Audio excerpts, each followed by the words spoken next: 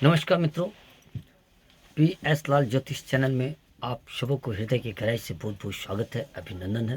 सर्वप्रथम नव वर्ष की ढेर सारी शुभकामनाएं आप सबों का नव वर्ष मंगलमय हो। आज की जो हमारी विशेष चर्चा करने जा रहा हूँ वो नव वर्ष में वृषभ राशि वाले जातक के जीवन में, चूँकि साल के काफ़ी परिवर्तन होने जा रहा है, तो साल के परिवर्तन के साथ साथ प्रथम माह में गोचर में ग्रह की क्या स्थितियां रहने वाली है और उस स्थिति के अनुसार वृषभ राशि के जातक के जीवन में उसका क्या प्रभाव पड़ेगा, इन तमाम विषयों पर बिंदुवार चर्चा करूंगा। जानेंगे कि वृषभ राशि के जातक के लिए विस्तार पूर्वक चर्चा करूंगा। आप कहीं जाएंगे नहीं, हमारे वीडियो में अंत तक बने रहेंगे, क्योंकि अंत में बताऊंगा कुछ महत्वपूर्ण उपाय। परिवर्तन संसार का नियम है और इंसान को सदैव अपना कर्म करते रहना चाहिए और ग्रह का परिवर्तन का प्रभाव अवश्य जीव के जीवन में पड़ता ही पड़ता है। तो इसी कड़ी में जानेंगे वृषभ राशि वाले जातक का संक्षेप में व्यक्तित्व, शिक्षा, प्रेम प्यार, वैवाहिक जीवन, कैरियर, स्वास्थ्य, इन तमाम विषयों पर मैं चर्चा करूंगा कि जनवरी माह 2026 कैसा रहने वाला है और आपके जीवन में इसका क्या प्रभाव पड़ेगा। ये कार्यक्रम जन्म के चंद्र राशि पर आधारित है और जो व्यक्ति अपने नेटिव चार्ट अर्थात जन्म कुंडली का विश्लेषण करना चाहते हैं तो हमारे डिस्क्रिप्शन में संपर्क दिया हुआ है, आप संपर्क कर सकते हैं। और यदि किसी जातक के पास अगर किसी कारणवश अपना डेट ऑफ बर्थ पता नहीं है तो ऐसे व्यक्ति भी अपने हस्तरेखा ज्ञान के द्वारा अपने जीवन से संदर्भित सवालों को आप जान सकते हैं। तो चलिए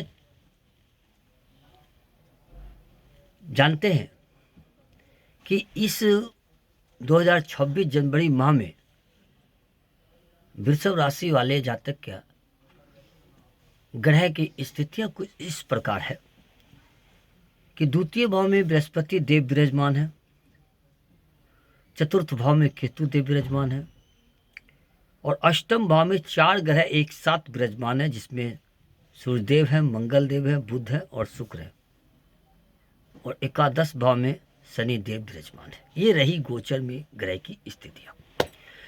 अब चलिए जानते हैं कि 13 जनवरी को शुक्रदेव मकर राशि में जाएंगे, 14 जनवरी को सूर्यदेव भी मकर राशि में चले जाएंगे, 16 जनवरी को मंगल देव भी मकर राशि में चले जाएंगे और 17 जनवरी को बुध देव भी मकर राशि में चले जाएंगे।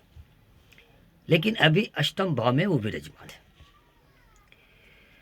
अब एट फर्स्ट, जैसा कि मैंने कहा कि संक्षेप में व्यक्तित्व का भी चर्चा करूंगा, तो वृषभ राशि के जातक जो हैं यदि, तो उनके जीवन में सर्वप्रथम जो है सूर्य का प्रभाव, चंद्रमा का प्रभाव और मंगल का प्रभाव उस जातक के जीवन में किसी न किसी रूप से रहता ही रहता है।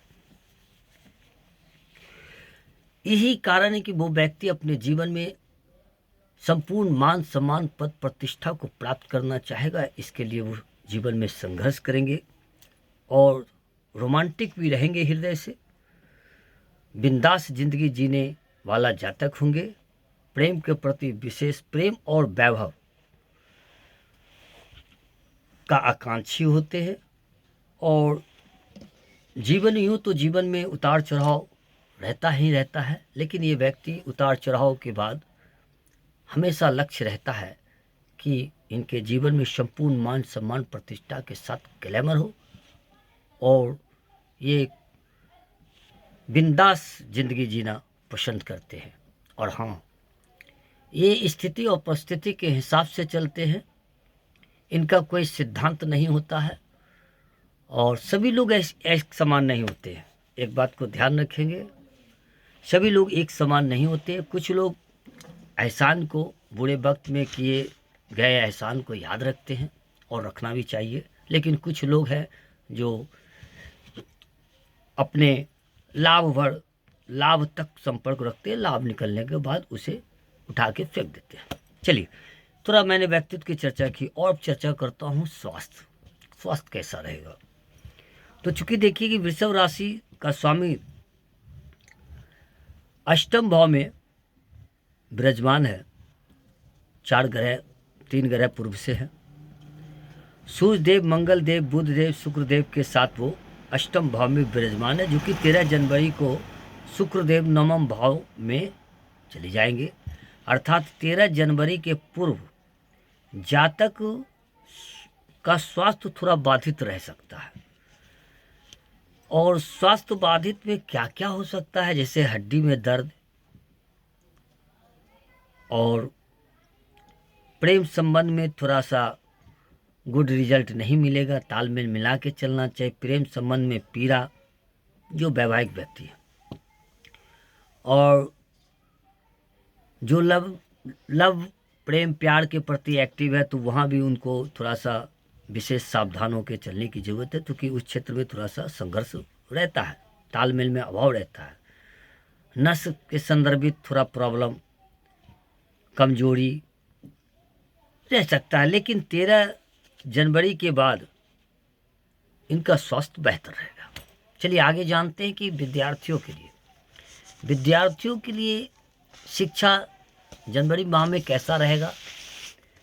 तो पंचम भाव का जो स्वामी है वो अष्टम भाव में बैठे हैं, अर्थात जो शिक्षा को लेकर किसी भी तरह का आप प्लान बना रहे हैं, तो आप 17 जनवरी के बाद आपको सफलता मिलने का आसार दिख रहा है। जब बुध देव नवम भाव में आएंगे, अर्थात नवम भाव में जब चले जाएंगे, गोचर में परिवर्तन हुआ था, तो आपको मिलेगा। इसके पूर्व आपको कुछ दिक्कत परेशानी होने की संभावनाएं दिख रही है।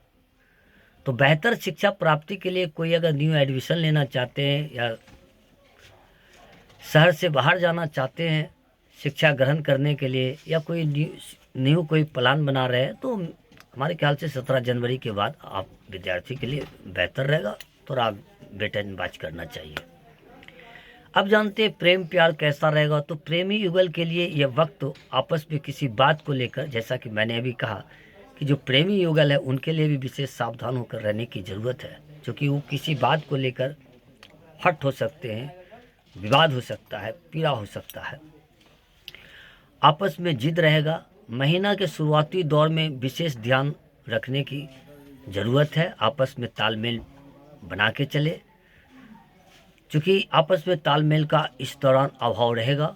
उसके बाद शनै शनै ठीक हो जाएगा, क्योंकि बुध देव भी अष्टम भाव में ही हैं।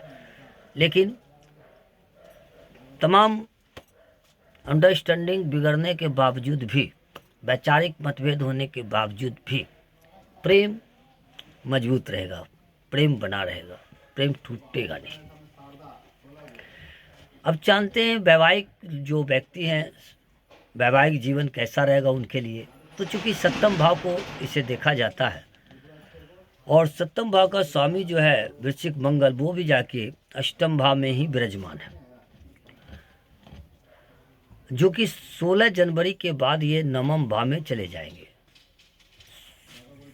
16 जनवरी के बाद, अर्थात 16 जनवरी तक आपको विशेष सावधान रहने की ज़रूरत है। इस दौरान आपको कुछ पीड़ा का सामना करना पड़ सकता है, थोड़ा स्वास्थ्य बाधित रह सकता है, लेकिन 16 जनवरी के बाद आपको कैरियर से संदर्भित आप जो प्लान बना रहे थे पूर्वास से, उसमें सफलता मिलने का आसार दिख रहा है। जीवन साथी के साथ कुछ अच्छा आप प्लान करेंगे, और भाग्य का भी साथ इस कालखंड में अवश्य मिलेगा। अर्थात इसके पूर्व जातक अपने पार्टनर के स्वास्थ्य को लेकर आप विशेष ध्यान रखेंगे। पति है तो पत्नी, और पत्नी है तो पति। चलिए आगे जानते हैं भाग्य, करियर और व्यापार कैसा रहेगा। तो भाग्य और करियर व्यापार के लिए, भाग्य के लिए नवम भाव और करियर के लिए दशम भाव को देखा जाता है नवम भाव और भाग्य का जो स्वामी और कैरियर का जो स्वामी बनते हैं, दोनों हाउस का स्वामी बनते हैं शनिदेव। और चूंकि शनिदेव और लाभ भाव में बैठे हैं, दोनों भाव में बैठे हैं, और कोई भी साढ़े साथी नहीं है, ये बहुत अच्छा लाभ आपको अवश्य देगा। इस दौरान यदि आपको एक कार्य में आपको सफलता मिलने की उम्मीद है, इस दौरान आप जो भी कार्य करना चाह रहे हैं उसके लिए आप आगे बढ़िए। भाग्य का आपका साथ आपको अवश्य मिलेगा। राहु देव पूरे साल रहेंगे जातक के कैरियर के भाव में, अर्थात जातक स्वयं के कैरियर से संदर्भित तमाम समस्या को हल निकाल सकते हैं। लेकिन याद रहे, कुछ न कुछ ऑब्स्टेकल, कुछ न कुछ भयकांत की स्थिति ये रहेगा। लेकिन इससे घबराने की जरूरत नहीं। आप यदि अडिग हो जाएंगे तो ये नकारात्मक प्रभाव सकारात्मक में बदल जाएगा। इस दौरान कैरियर से संदर्भित तमाम समस्याओं का हल आप निकाल सकते हैं। डिफ़िकल्ट से डिफ़िकल्ट वर्क को आप इजी गोइंग कर सकते हैं। इस वक्त आप स्मार्ट वर्क करना चाहेंगे। राजनीतिक से जुड़े व्यक्ति को काफ़ी लाभ होगा। राजनीतिक से जुड़ा कार्य कर सकते हैं, टेक्निकल से जुड़ा कार्य कर सकते हैं, पेट्रोल से जुड़ा कार्य कर सकते हैं, ठेकेदारी या टेक्निकल, आईटी या विदेश से जुड़ा कार्य में आपको अच्छा लाभ मिलने की संभावना दिख रही है।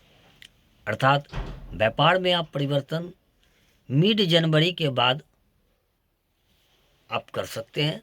शुरुआती दौर में थोड़ा परेशानी का सामना करना पड़ सकता है। आप नियंत्रण अपना कर्म करते रहें। अब उपाय क्या करना चाहिए?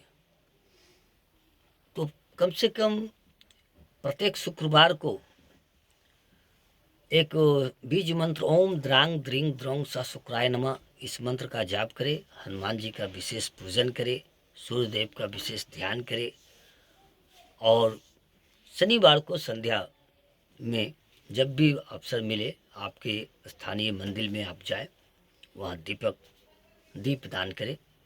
यह आपके लिए काफ़ी बेहतर रहेगा। जीवन का संघर्ष आसान हो जाएगा। कैसी लगी वीडियो? इसे आप लाइक करेंगे, सब्सक्राइब करेंगे, मित्रों के साथ शेयर करना नहीं भूलेंगे। और पुनः मैं नए विषय को लेकर आप लोगों के सामने उपस्थित होंगे। वीडियो देखने के लिए बहुत बहुत धन्यवाद।